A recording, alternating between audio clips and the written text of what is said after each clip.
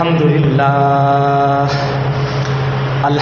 لله نحمده ونستعينه ونستغفره ونؤمن به ونتوكل عليه ونعوذ بالله من شرور أنفسنا ومن سيئات أعمالنا من يهده الله فلا مضل له ومن يضلله فلا هادي له ونشهد أن لا إله إلا الله وحده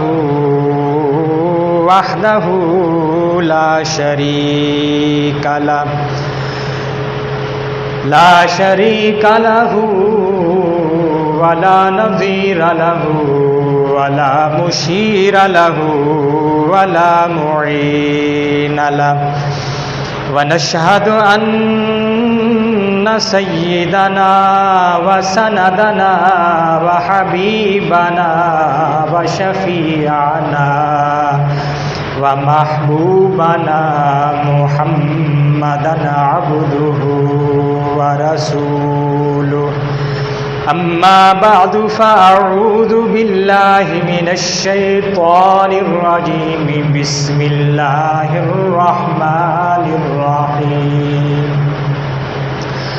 الذين إن مكناهم في الأرض أقاموا الصلاة وآتوا الزكاة وأمروا بالمعروف ونهوا عن المنكر ولله عاقبة الأمور صدق الله العظيم.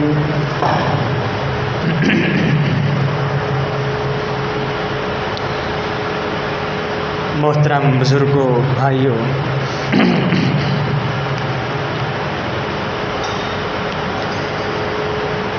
اگست کا مہینہ چل رہا ہے. آج 15 اگست ہے. کل کا دن جو گزرا وہ 14 اگست کا دن تھا، جو کہ ہمیں اپنی ایک تاریخ کی طرف متوجہ کرتا ہے کہ اس دن کو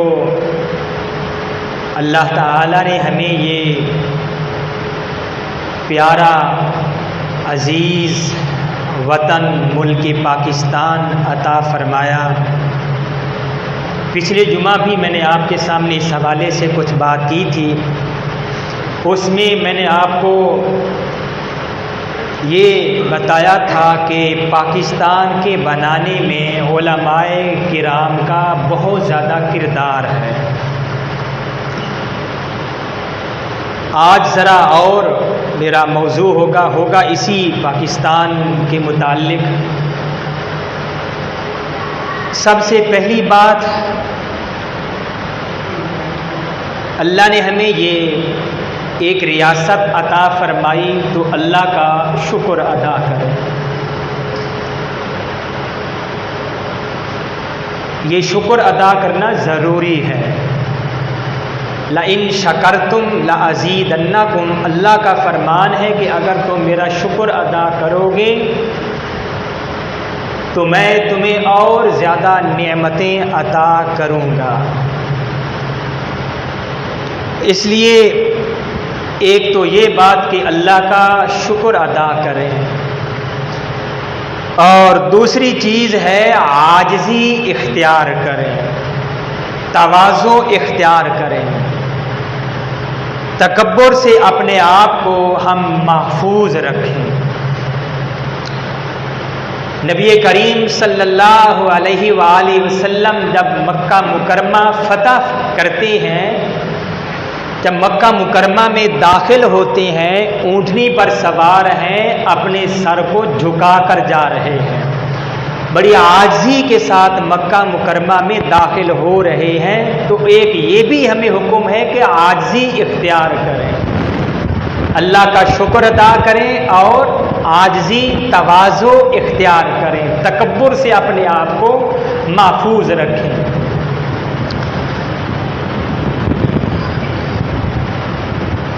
اور قرآن مجید کی آیت میں نے آپ کے سامنے پڑھی ہے،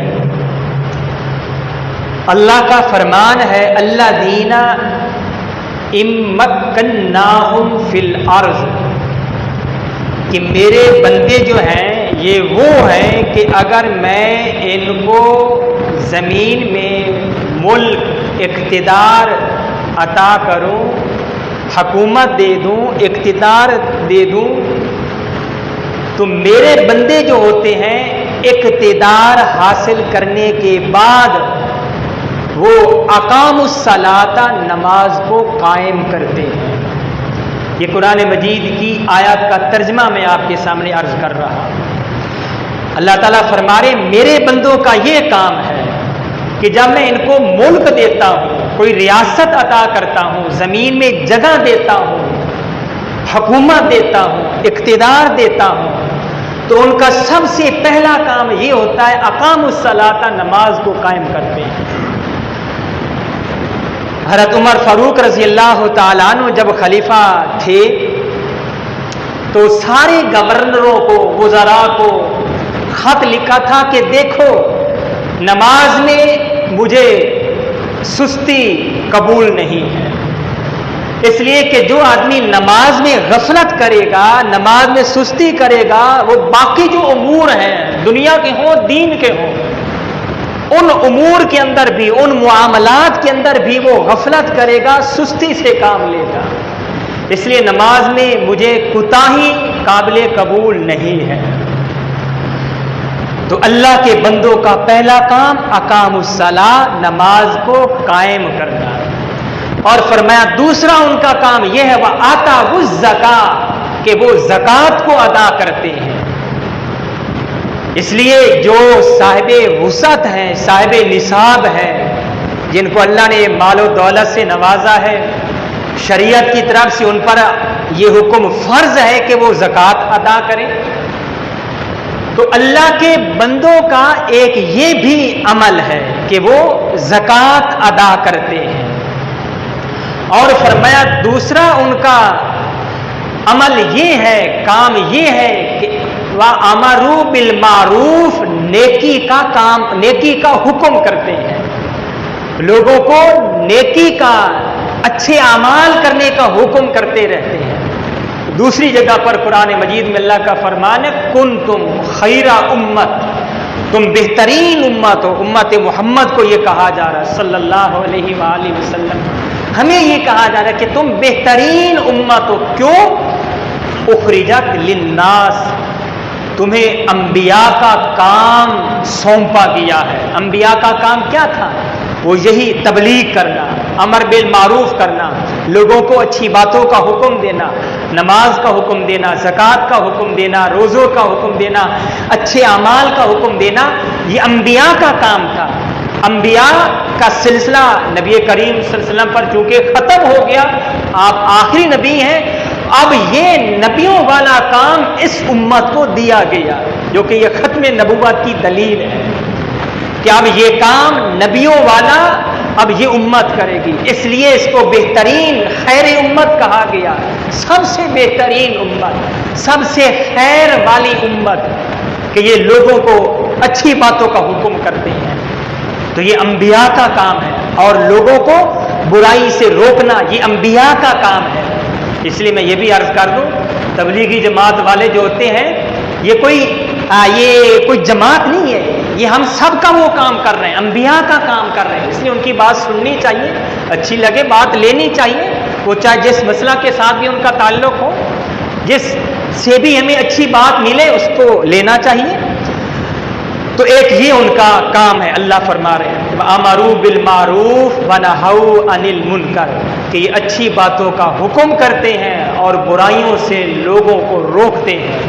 वलिल्लाहि आकिबतुल उमूर, और अल्लाह ताला के लिए सारे के सारे अंजाम कार, सारे के सारे मामलात, अफ़आल, हमारे काम ये अल्लाह को पहुँचेंगे, अल्लाह तक पहुँचेंगे। तो हमें ये हुक्म दिया गया कुरान मजीद के अंदर, अल्लाह का हुक्म है हमारे लिए कि जब तुम्हें कोई मुल्क दिया जाए तो तुम्हारा ये काम है, नमाज कायम करना और ज़कात अदा करना और अच्छी बातों का हुक्म करना और बुराइयों से लोगों को रोकना, बुरे आमाल से लोगों को रोकना, वो अपनी ताकत के मुताबिक। अगर अल्लाह ने हमें ताकत से नवाजा है तो हम अपनी उस ताकत को इस्तेमाल करें, जैसा कि हुकूमत है, अब हुकूमत को अल्लाह ने ताकत दी है, वो लोगों को इन बातों का हुक्म करे। ये शरीयत की तरफ से जो हुक्मरान होते हैं, जब अल्लाह ताला इस्लामी रियासत अता फरमाते हैं तो जो हुक्मरान होते हैं अल्लाह का ये उनको हुक्म है कि लोगों को अच्छी बातों का हुक्म करो, लोगों को बुराइयों से रोको। जैसा कि हमारे सामने सहाबा कराम की सीरत हमारे सामने है। अबू बकर सिद्दीक रज़ी अल्लाह तआला अन्हु को देख लीजिए, पहले खलीफा है। जब वो खलीफा बने तो उनका काम क्या था?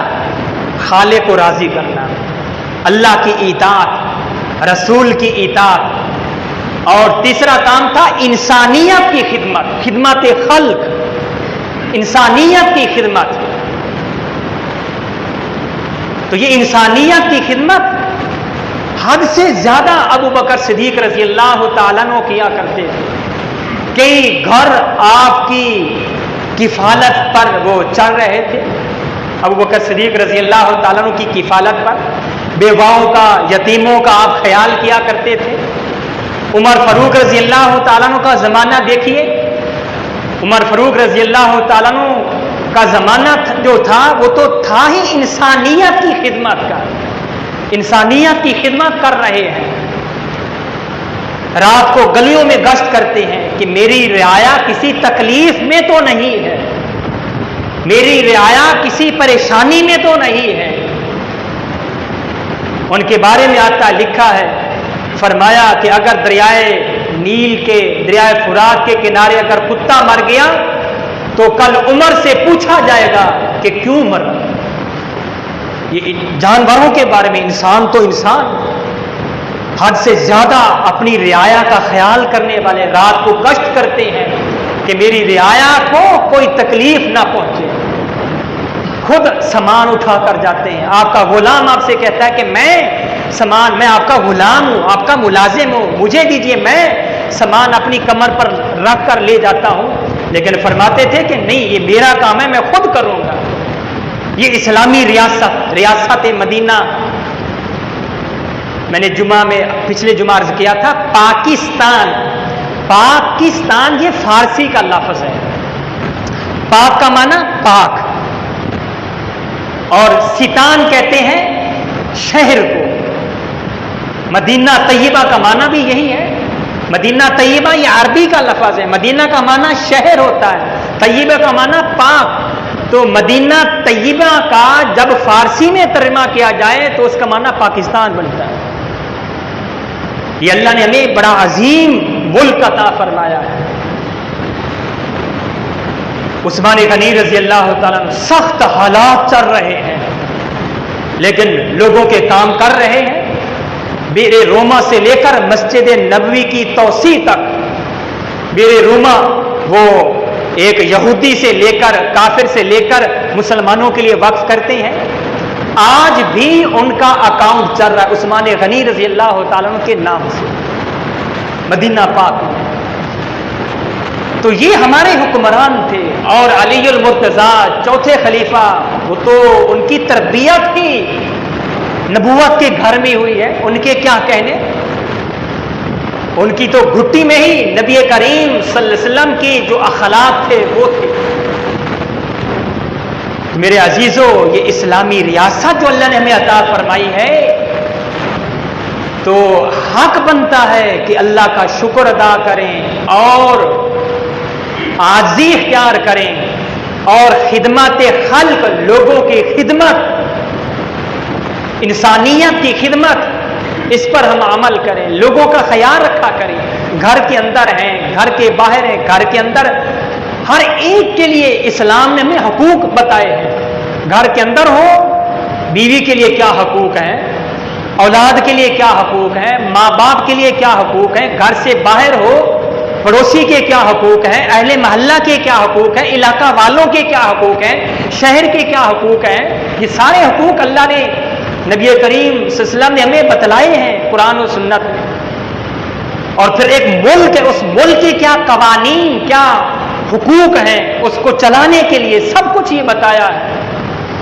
میں مطالعہ کر رہا تھا، نبی کریم صلی اللہ علیہ وسلم نے فرمایا مسجد نبوی کے صحن میں مرکز طب، آج کل یہ فری ڈسپنسری کہہ لیں، وہ قائم کیا جائے، اور قائم کیا گیا مسجد نبوی کے صحن میں، مسجد کے صحن میں. یہ خدمت خلق، انسانیت کی خدمت ہے. اور آج اقوام جو ہے وہ ان کے سامنے وہی چیز، اسی کو دیکھ کر ان کے سامنے وہی بنیاد ہے. نبی کریم صلی اللہ علیہ وسلم نے فرمایا کہ مدینہ طیبہ کی ہر گلی جو ہے وہ بالکل سیدھی سیدھی مسجد نبوی کی طرف آئے، کہ یہاں مسجد نبوی میں پہنچنے کے لیے لوگوں کو کسی قسم کی تکلیف نہ ہو، پریشانی نہ ہو، آنے میں، بات کرنے میں، اپنا معاملہ ہمارے سامنے رکھنے میں. اور نبی کریم صلی اللہ علیہ وسلم کے زمانہ، بلکہ یہ آپ کے زمانے میں مدینہ کے بالکل قریب محی النقی غالباً نام ایک سیرگاہ تھی، سرسبز و شاداب، وہاں پر یہ گھاس لگائے گئے اور اس کے چاروں طرف پھولدار یہ خوبصورت یہ کیا کہتے ہیں وہ پودے لگائے گئے تاکہ اس میں وہ سیر و تفریح کی جائے. یہ نبی کے زمانے میں تھا، خود اللہ کے نبی نے یہ بنوایا تھا. اور اسی چیز کو، یہی بنیاد ہمارے وہی بنیاد یہ پارک وغیرہ ہوتے ہیں، لیکن پردہ تو بہرحال ضروری ہے. عمر فاروق رضی اللہ تعالیٰ عنہ کے زمانے میں مدینہ منورہ کے شہر میں ایک آدمی نے آگ جلائی، اس کا دھواں اٹھا، تو آپ نے اس کو روکا کہ خبردار یہاں آئندہ میں دھواں نہ دیکھوں، اس لیے کہ یہ بازار ہے، لوگوں کو تکلیف ہوگی، آپ ہمارا لوگوں کا بازار بند کرنا چاہتے ہیں. اس سے یہ ہمیں سبق حاصل ہوا کہ فیکٹریاں جو ہیں یہ شہر کی حدود سے باہر ہوں تاکہ لوگوں کو دھوؤں سے تکلیف نہ ہو. یہ ساری بنیاد یہ خلفائے راشدین کے زمانے میں، نبی کریم صلی اللہ علیہ وسلم کے زمانے میں یہ ہمارے لیے سب موجود ہے. اور آپ علیہ السلام نے مدینہ طیبہ میں 53 نکات پر مشتمل ایک چارٹ تحریر کروایا تھا، جس کو میثاق مدینہ کہا جاتا ہے. وہ اس مدینہ منورہ کے لیے تھا کہ اس کے مطابق زندگی گزاری جائے. اور اس کا فائدہ یہ ہوا کہ ایک تو تجارت کو فروغ حاصل ہوا، اور دوسرا اس فائدہ یہ ہوا کہ مدینہ طیبہ کو یہ قوت بھی حاصل ہوئی، دوسرے ممالک کے اعتبار سے مضبوط ایک شہر، مضبوط ایک یہ علاقہ بن گیا تھا، شہر بن گیا تھا. تو اللہ کے نبی ہمیں سب کچھ دے کر گئے ہیں. اس لیے ریاست جب اللہ تعالیٰ ہمیں عطا فرماتے ہیں تو اس میں یہ ساری چیزیں ہوتی ہیں، اور ریاست کے استحکام کے لیے عدل و انصاف یہ بھی ضروری ہے کہ وہاں پر عدل ہو، انصاف ہو، معیاری عدالتیں ہوں، معیاری جج وکلاء ہو. نبی کریم صلی اللہ علیہ وسلم نے فرمایا کہ یہاں پر ایک بڑی مرکزی مارکیٹ بنائی جائے،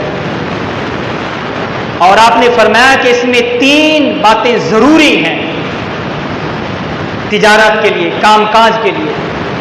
ایک بات جو کہ ضروری ہے وہ یہ ہے کہ سامان کے اندر ملاوٹ نہ ہو، سامان میں ملاوٹ نہ ہو.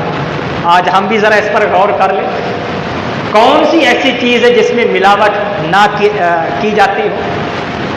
دودھ ہے، دہی ہے، مرچیں ہیں، پتنی کیا، سب کچھ ہر ایک ایک چیز میں ملاوٹ ہی ملاوٹ ہے۔ کہتے ہیں خالص دودھ آپ کو ملے گا، اور اوپر سے قسمیں بھی اٹھاتے ہیں۔ یہ ہماری ناکامی ہے، یہ ہماری زوال کی نشانی ہے، کسی چیز میں ملاوٹ کا کرنا۔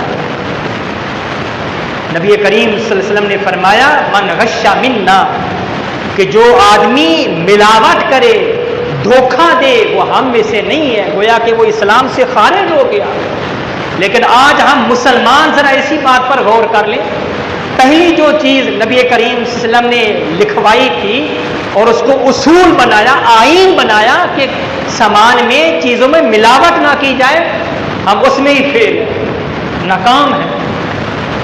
اور فرمایا دوسری چیز یہ ہے کہ ذخیرہ اندوزی نہ کی جائے۔ آج ہمارے یہاں ذخیرہ اندوزی بھی ہو رہی ہے۔ اور فرمایا تیسری چیز کہ سودی کاروبار نہ ہو، ہمارے یہاں یہ بھی ہے۔ تو پھر کیسے ہم مستحکم ہو سکتے ہیں، کیسے ہم مضبوط ہو سکتے ہیں، کیسے یہ مضبوط ملک بن سکتا ہے؟ اس کی معیشت بھی پھر کمزور ہوگی، ہر اعتبار سے پھر یہ ملک کمزور ہوگا۔ آج ہمیں انصاف کہیں نظر نہیں آتا، یہاں سے لے کر وہاں تک کہیں بھی انصاف نہیں، جھوٹی قسمیں اٹھائی جاتی، پتہ نہیں کیا سے کیا، اور ہر جگہ رشوت ہی رشوت۔ باہر لکھا ہوتا ہے الراشی والمرتشی کلاہما فی النار، ہر ایک جانتے ہیں، میں نے بھی دیکھا یہ لکھا ہوا جگہ جگہ، ہر دروازے کے اوپر، روم کے ہر ڈور دروازے کے اوپر یہ لکھا ہوتا ہے الراشی والمرتشی کلاہما فی النار، کہ رشوت لینے والا دینے والا دونوں جہنم میں۔ لیکن اس کے بغیر ہم کام بھی نہیں کرتے۔ میرے بھائیوں، میں یہ کسی پر تنقید نہیں کر رہا، اللہ نے ہمیں یہ عظیم ملک عطا فرمایا، اس جیسا ملک پوری دنیا میں نہیں، یقین جانیں، لیکن یہ ہماری اپنی خامیاں ہیں۔ اب یہ کل جشن آزادی منایا گیا، لیکن ہمارے ملک میں امن کہاں ہے؟ کل ہی میں نے خبریں پڑھی تھی، باجوڑ میں، بلوچستان میں اموات ہوئی، ان کو مارا گیا۔ وہ کس منہ سے، وہ کیسے جشن آزادی منائیں گے؟ وہ کیسی آزادی منائیں گے؟ یہ ایک بہت بڑا المیہ ہے۔ عدل و انصاف کا ہونا یہ ضروری ہے اس ریاست کے لیے۔ جب عدل و انصاف نہ ہو تو پھر یہ اسلحہ جو ہوتا ہے، ایٹم بم وغیرہ، اس کی ضرورت پھر نہیں ہوتی۔ اس لیے عدل و انصاف یہ ضروری ہے، اور امن کا ہونا یہ بھی ضروری ہے، اور شعائر اسلام کی حفاظت، کیونکہ یہ اس ملک کی بنیاد ہم سب جانتے ہیں۔ کلمہ طیبہ کا مطلب، پاکستان کا مطلب کیا؟ تھوڑا سا بول لیں ثواب ہوگا۔ پاکستان کا مطلب کیا؟